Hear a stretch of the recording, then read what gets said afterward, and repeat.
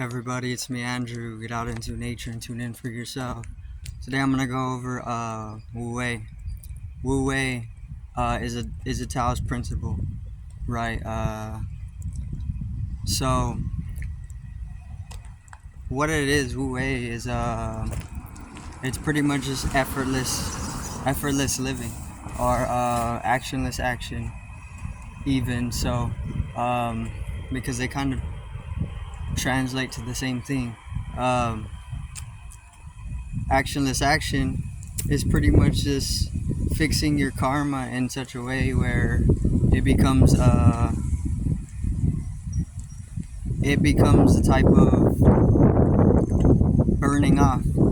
You get to burn off your karma through your karma, right? This is a karma.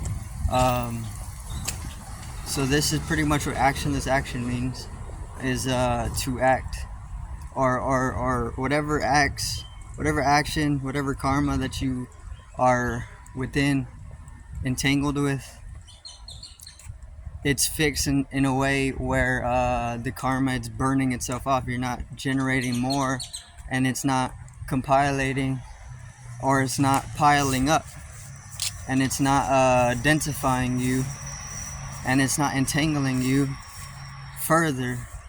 But more so, if you can fix it in that way, which is not hard, the karmic bodies will steadily lessen, and you can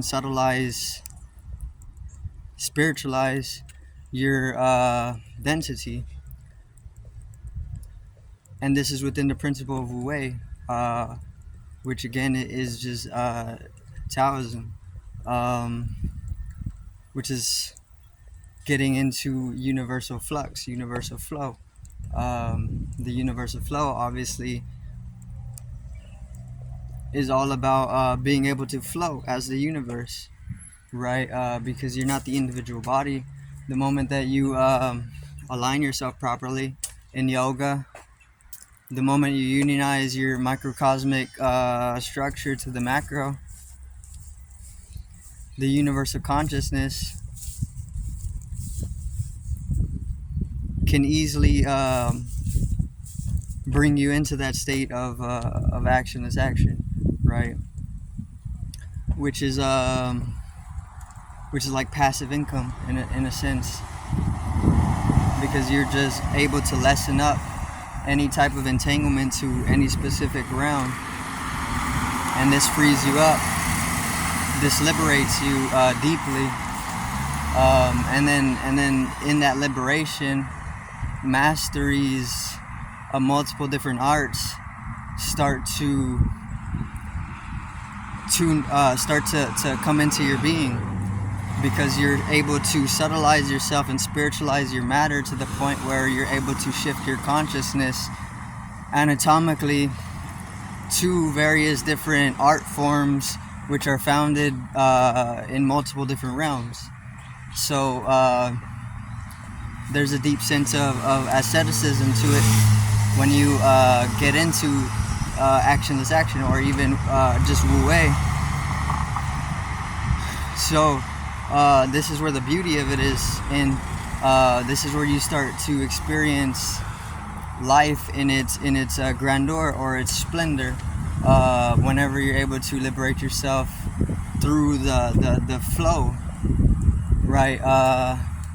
If you're rapping, or if you're doing anything, it's all in the flow, right? You need flow in anything. If you're painting, if you're rapping, if you're doing anything, you need flow. Once you hit the flow state, if you're even fighting, if you're playing video games, it doesn't matter what it is. Once you hit the flow state,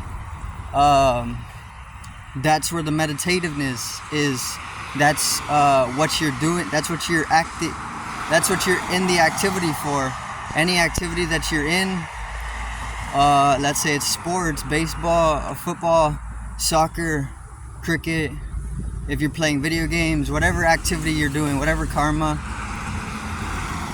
what you're looking to get out of it is that experience of the flow, that meditative state. That's what you're looking for. That's why you strive to get better in any practice.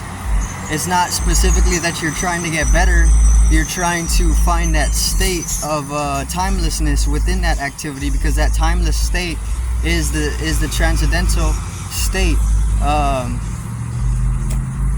And in the timeless state, this is where we really see the embetterment and the progression, right, of that specific activity or art form.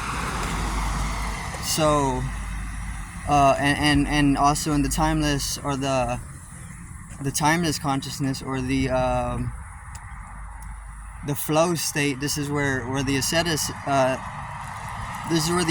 is experienced, right? Because the timeless is very, very, very, very beautiful. You cannot explain it with your words. You can maybe mimic it or reflect it out in expression or other types of art forms, but you can only get so far with it, right? But then this is also why you want to keep diving into the flow state in whatever activity that you got. So Wu Wei is the effortless effort, right? This is pretty much being able to effortlessly make an effort. This means it's magic, right? I forgot to mention this. This is literally magic, because magic is literally that which is effortless. Magic is something that is happening of itself. And this is exactly what Wu Wei is, or even actionless action, which is magical, because it's as though you're walking on air, or you're flying, right? There's the example of using the sail on the boat to move the boat, right? You use a sail on a sailboat to get the boat to move from one continent to another, right? This is a very, very, very, very typical example of effortless effort, because you're using the forces of nature to moment yourself across the ocean, right? You're not having to paddle the boat. You're not having to apply any excessive effort, though the effort itself has been made effortless, because there's a force of nature, which in that example is the wind. The wind is the force of nature that is making the whole travel extremely effortless. So whenever this was being used, or whenever this is used, it's very magical, because they're able to conserve energy in that way. They're not having to row the boat, or they're not having to waste any excessive energy in their travel, right? And this is a principle of nature, because this is the way the universe is able to sustain its continuity, right? Which is continuity is within eternities. So that in itself is it needs to be able to fix itself within a specific type of generation of energy in order to keep itself sustained within the space-time continuity. So in order to do that, it needs to be within the principle of effortless effort, right? Which is paradoxical mathematics. Paradoxical mathematics is it can be said it's higher mathematics, but it's more simple. It's more simplified mathematics because of its contradictory nature, right? Because it depicts generation, or circuitry, or circulation. So a lot of the Taoist principles are koanic in their nature, or they're paradoxical, or contradictory, because they're within a certain they're within a certain sphere of understanding, these people who originated within the Taoist movements, right? And they perceive the universe in such a way with a specific degree of open-mindedness and reflection. So the Wu Wei principle, once again, it's not really something to be picked up. You can try and practice it, but the principle of Wu Wei, effortless effort, is something that is to be observed in nature, because it is once again, it's a coding of nature. It's mathematics of the natural world, right?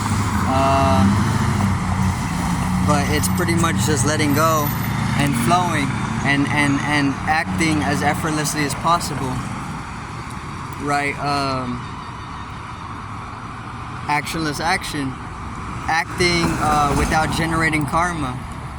Karma is literally action. This is the definition of karma according to the Hindus, right? And this is everybody pretty much knows this, but karma means action simply, no back and forth, just pure action, right? Which is karma. And then the more that you do, the more that you act, the more that you can entangle yourself and generate more and more karma, and you can get caught in your karma, which is getting caught in the net, pretty much.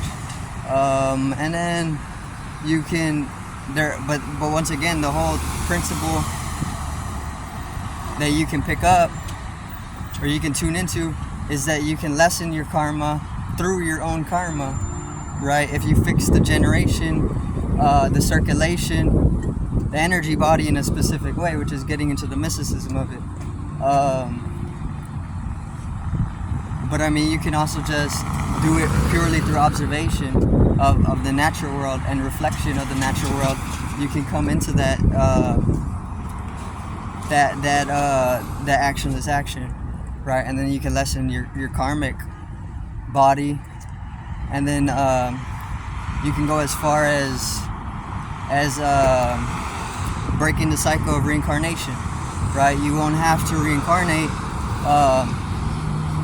if you can lessen up your karmic body enough, right? Because your karmic body is what keeps you acting on a mental level after the body goes through its decay. Whenever you die, the mental body lives on, and it'll continue to reincarnate, or it'll just continue to be doing stuff here on a specific plane. I don't know if it's purgatory or what it would be called, but it continues in its momentum and its karma. So then you can break that. You can dissolve at that karmic body, that karmic momentum, and you can make the whole process of death more liberating for the being, right? So that you won't continue either to reincarnate through the karmic cycles, or so you won't just be constantly acting as a mental body, right? After the body decays. And then this allows you to center yourself deeper in the soul itself, in pure consciousness, and that is very important for deeper levels of mastery beyond life and death. So Wu Wei is definitely a principle to reflect in oneself. It's in your coding, so it's not, once again, it's less of a practice.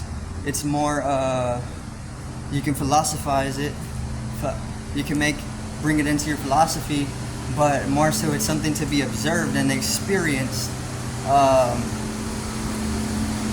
because it radically shifts your consciousness anatomically to be able to reflect it consciously, rather than leaving it as a subconscious principle or unconscious, right?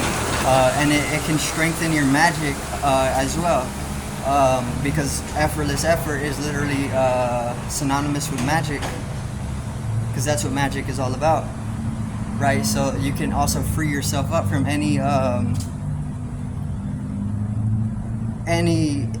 what is it, kinks in the, I would say kinks in the energy body, that don't allow your magic to upsurge and flow as much as it could. So the moment that you follow something like Wu Wei, kinks and things like that in your energy body come right out, right? So it's a healing thing as well. But that's gonna be it for today's video. I do thank everybody for watching. Once again, peace out, one love, and have a great evening.